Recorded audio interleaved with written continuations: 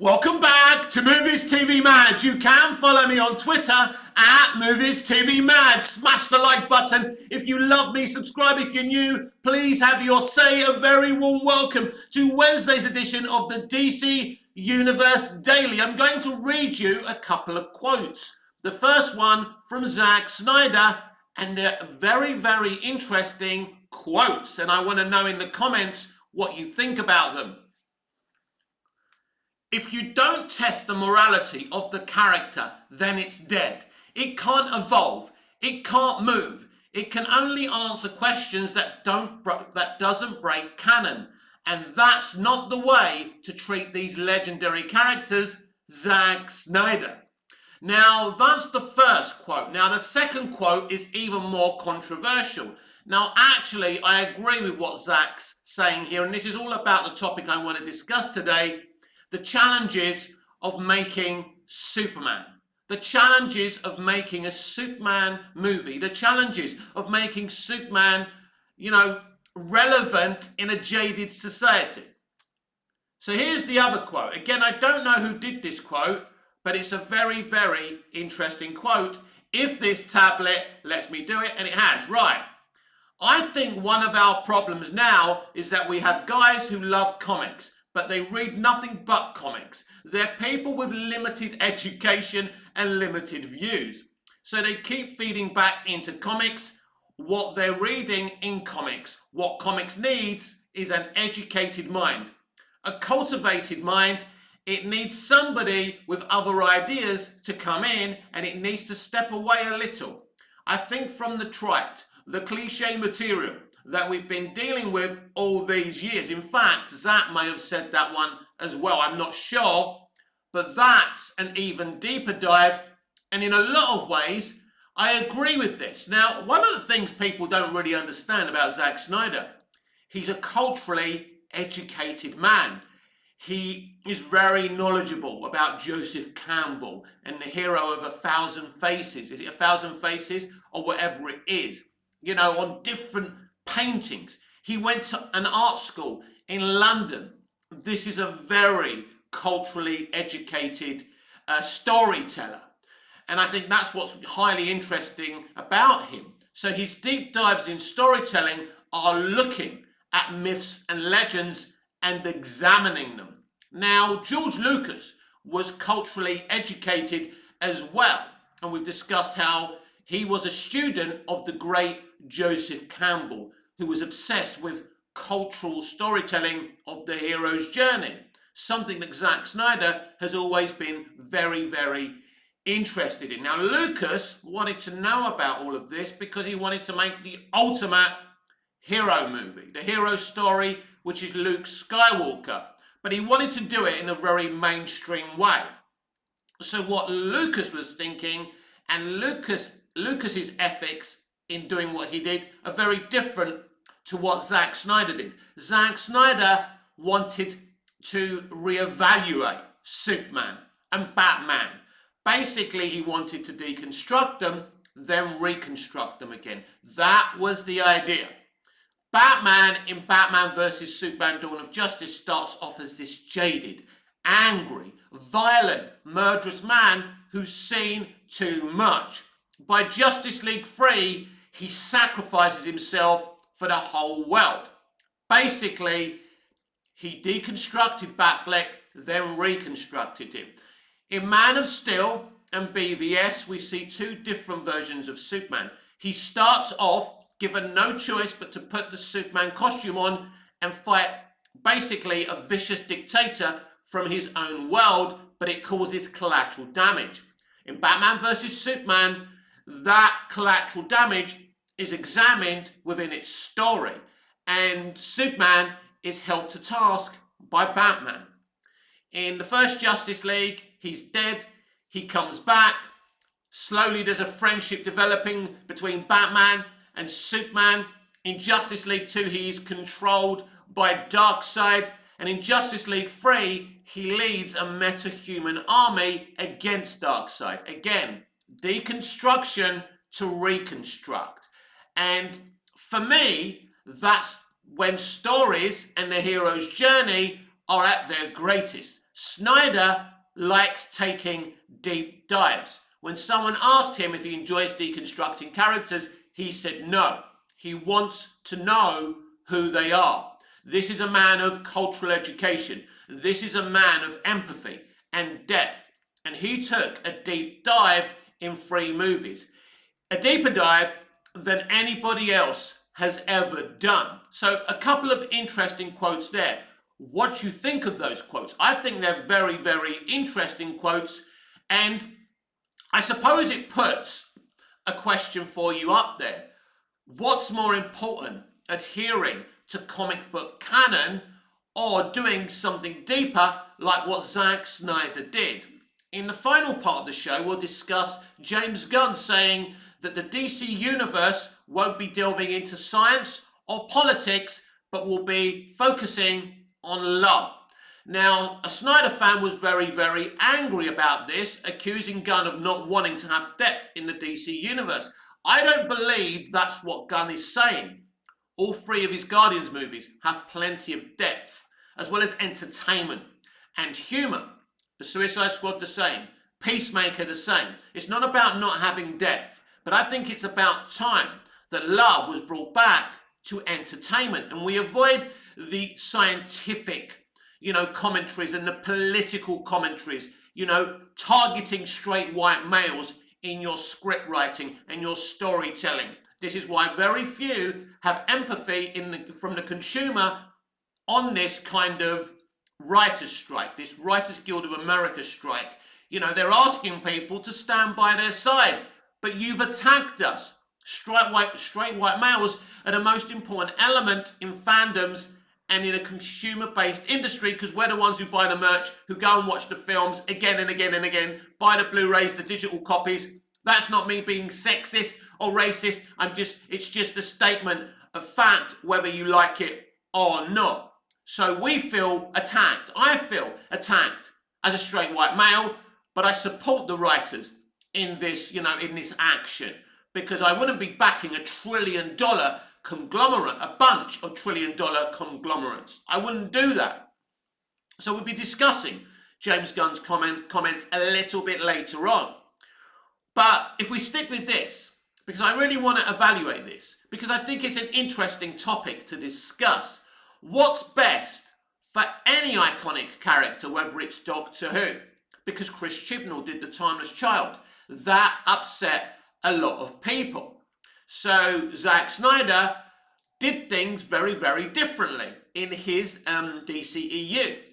And then Rian Johnson, we remember what he did with The Last Jedi, which absolutely upset people. So it's clear that the audience, fans of DC and Marvel and Star Wars and Doctor Who, want canon to be adhered to, and it offends them. Now, all these kind of situations in terms of making films on iconic characters wouldn't be made if there was no money in making them. So what happened to Star Wars after The Last Jedi? It stopped making money. It stopped making money. Doctor Who lost a bag full of ratings after The Timeless Child. So in the end, it's not really a question of what's right and wrong. When you break canon, when the fans or your customer feel you've betrayed them, you're not going to get their consumption. Then you don't get the thing. Why these studios want to buy up these IPs and make these IPs and reboot these IPs and relaunch these IPs. If you don't have the consumer on your side, you don't make money. It's pointless. There's no point in going to work in the morning. That's the problem. Zack Snyder's quotes are very interesting, and in a lot of ways, they're very factual. But the reason people love these characters is because of the canon. It's because of those ways. Now, evolving characters is always very, very important.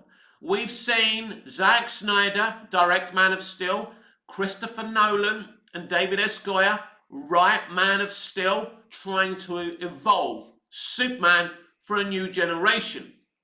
For some people, it worked. For others, it was offensive. But ultimately, the film didn't even make $700 million at the global box office. Again, it's proven that when you mess with the basics, people don't like it. Whether it's right or wrong to mess with the basics isn't really the right question. The question is messing with the basics profitable? It very rarely is. Let's look at Russell T Davies, because I know this is a DC Universe Daily, but let's look at Russell T Davies and what he did at Doctor Who. On Doctor Who, he brought it back in 2005, kicking and screaming into the 21st century. He didn't reboot it, he relaunched it.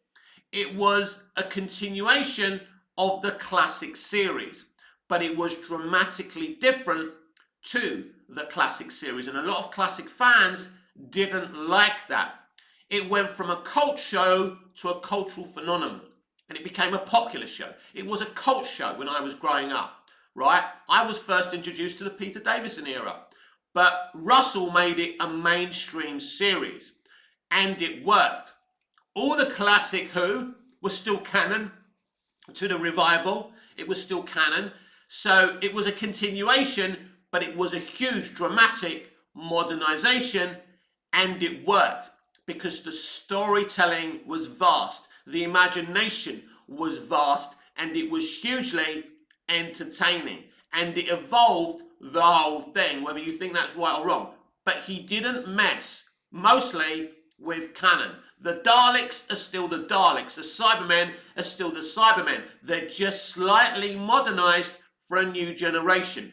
So what it proves is that when you modernize something, but don't change it, don't change, the screws and the nuts and the bolts of it, people are going to be okay. As I say, many fans of the classic Doctor Who series don't like Russell T Davies and are opposed to his return on Doctor Who now because the way he mainstreamed Doctor Who. And as I said before, it was a cult show. So it's proven in terms of profits, in terms of profitable IPs, when you change what something is, people don't like it. Superman is a cultural icon.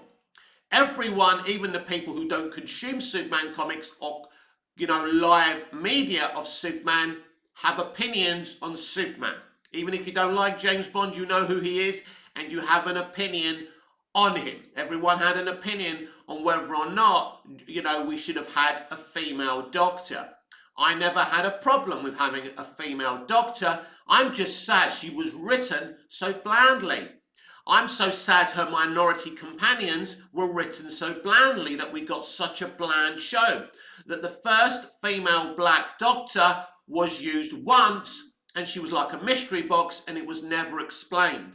I'm upset that the controversial Timeless Child storyline wasn't, established on, that they were just hot takes. When you change canon and you don't explain yourself, it's even worse. So Superman is a cultural phenomenon. Jesus Christ, right? They literally dressed him in the American flag. Think about that for a minute. Bit like Spider-Man, bit like Wonder Woman.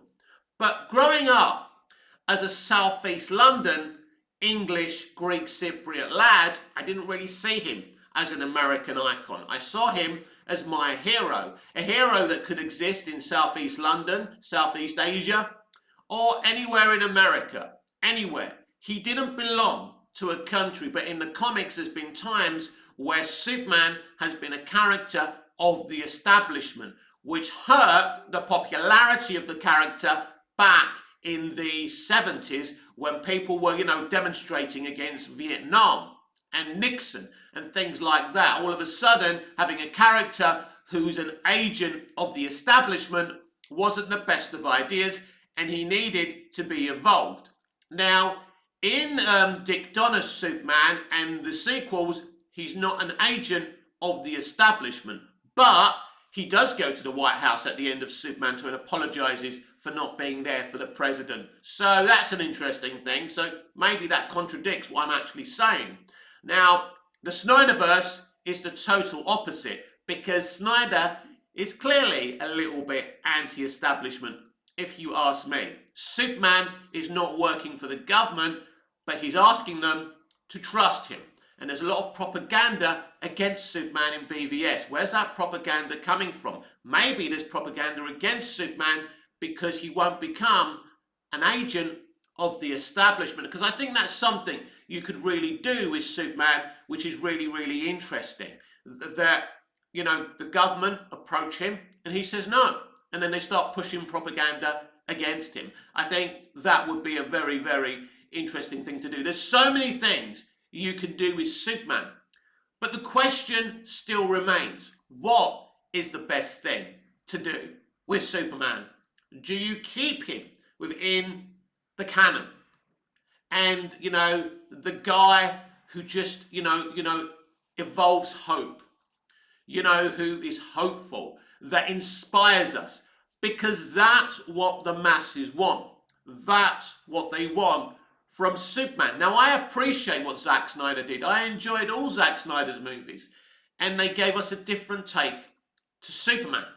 But ultimately, Henry Cavill's Superman is still Superman. He's still pure of heart. He's not an evil Superman, like people say.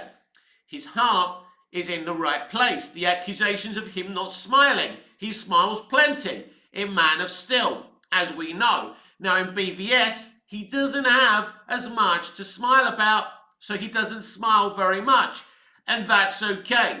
I think it was BVS that took a really deep dive on Superman, and people liked it even less than they did with what Goyer Nolan did with Man of Steel.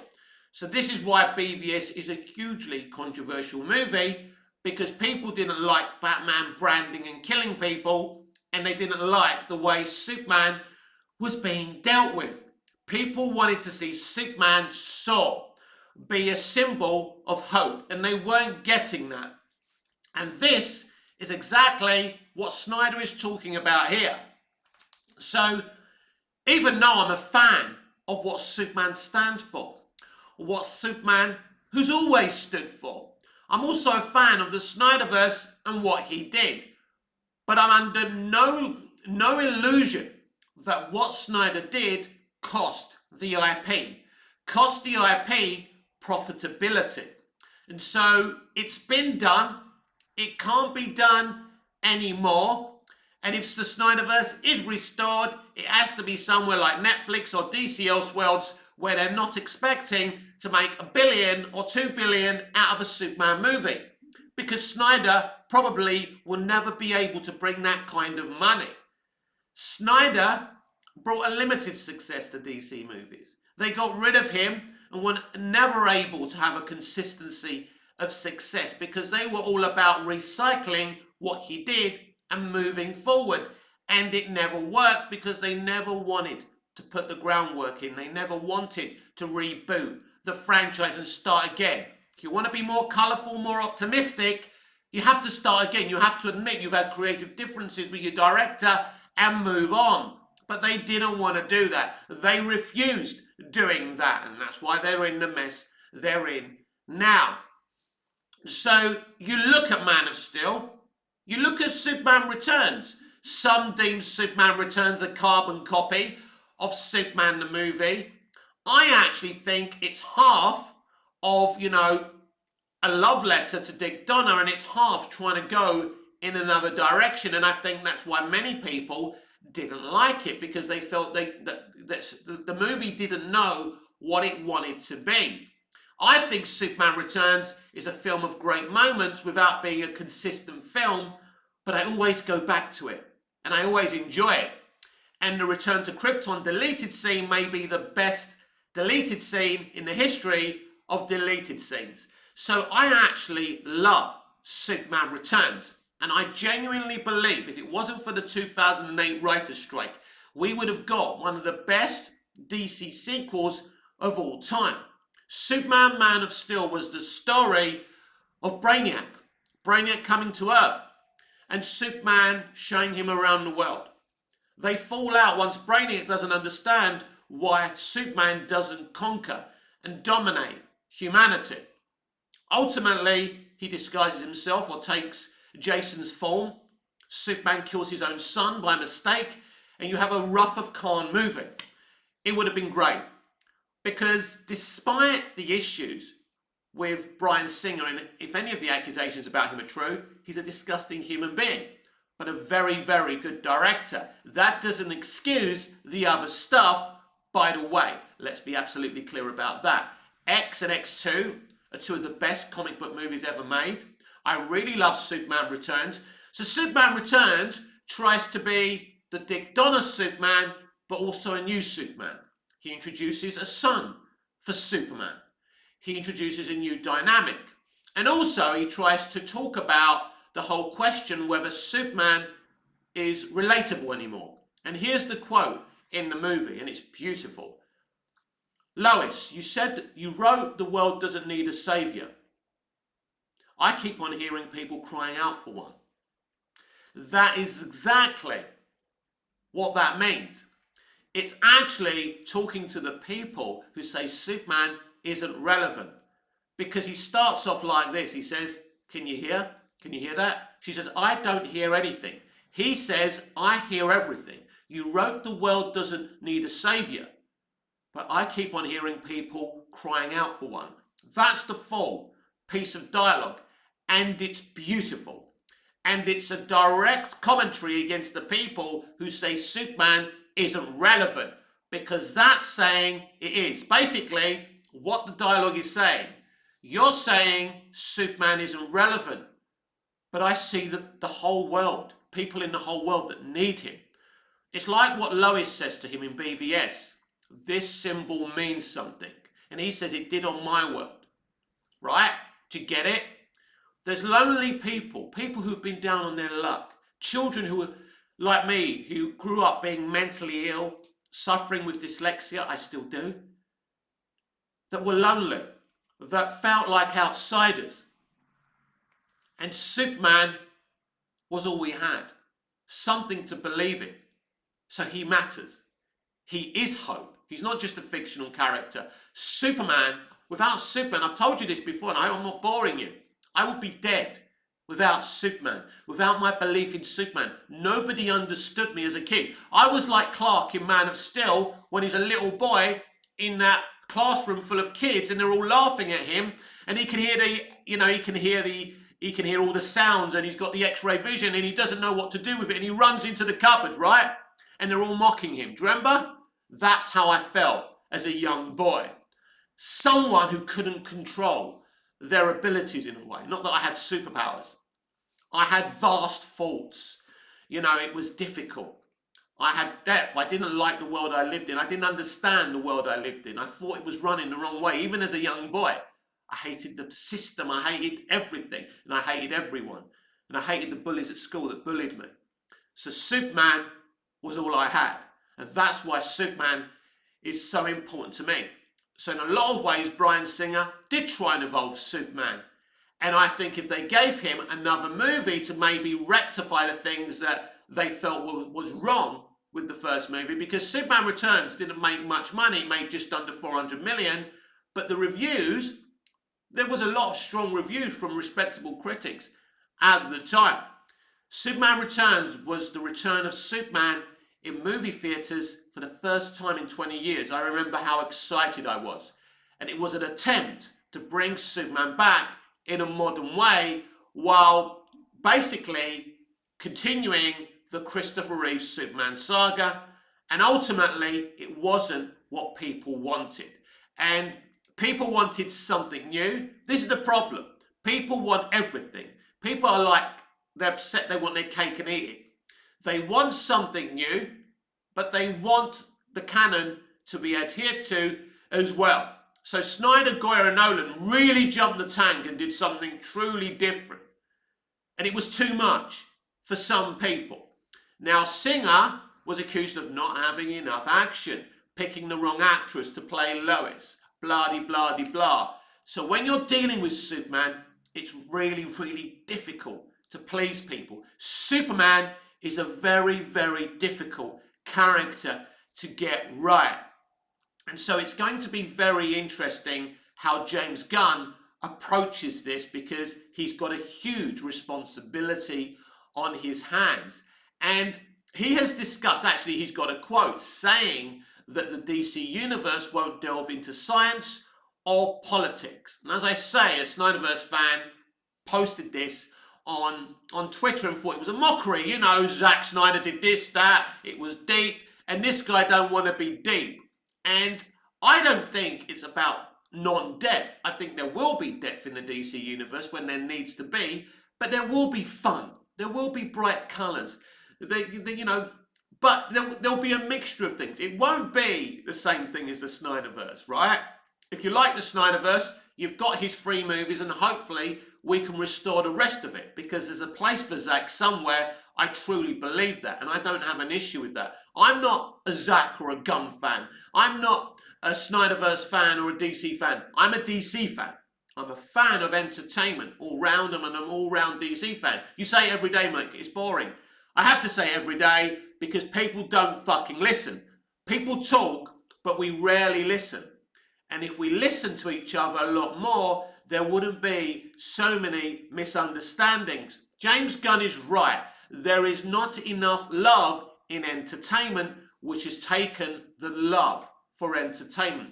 Growing up, I loved producers and directors and writers and actors. I loved them because I didn't have Twitter to go on and listen to their personal views or being called out by them because, you know, I criticised their content or criticised their faults, right? It was a different world. We lived in a different world. It was a flawed world, but I believe it was a better world. The world we live in today is broken, and this is why entertainment is broken. So I think James Gunn is absolutely right that not dealing with politics and science is the right thing. Now, I don't really understand the science thing, but I'm assuming, you know, all the talking points about vaccines or no vaccines, are they dangerous, are they safe? He's not going to be covering that. I wouldn't expect a comic book universe to be covering that. It would be pretty dumb to be covering that, but some may take that deep dive. But in terms of not being political, in other words, he's saying he's not going to be going for the extremism like what Disney are doing with the MCU. Now, he can't say that directly, but that's clearly what he, Safran, and Zaslav have decided to avoid, not to trigger people. Basically, what he's saying, in a clever way, it ain't going to be woke. The DC universe isn't going to be woke. You know I don't like using that word, but it's a word we all understand. I believe there's good woke and bad woke. I believe Bob Geldof doing a concert to feed the third world is fucking fantastic woke, right? I think certain other things are bad woke, and I don't want to get into them on this channel because this channel really isn't a political channel. It's about talking about entertainment. Entertainment we love, the entertainment we hate, mostly DC movies, which is what we talk about every day because that's my passion right now. And I've fallen out of love sometimes with DC movies. You know, what's going on with the Flash movie and the lies. You know, Soups is talking about the Flash again, calling it a brilliant movie. He did a 9-minute video finishing off saying that overall, he loved it. Overall. You see, the devil is in the detail, everyone. He said overall. That means the film has a lot of issues that he's ignoring. But Soups isn't a movie critic. And movie critics are going to have this film for breakfast. They're now saying this film wasn't as expensive to make as some people said it was. This is what they did with Fury of the Gods. Do you understand? They know this movie may fail at the box office, and already they're saying it didn't cost as much as people are saying it did. In other words, they won't lose as much money, or they don't need to make much money to make a profit. It's like they didn't learn from the mistaken spin they were making during Fury of the Gods. And it's like they've got an AI publicist. Maybe they have, because AI is everywhere else. Why not the marketing teams, right? But this studio never learn, no matter who's running it. But I do like what James Gunn's saying. I do like the fact that he's saying no science, no politics. We want to bring love into the DC universe. What James Gunn wants to do is unite the fandoms. You're never going to get the Snyderverse stands on your side, and that's okay.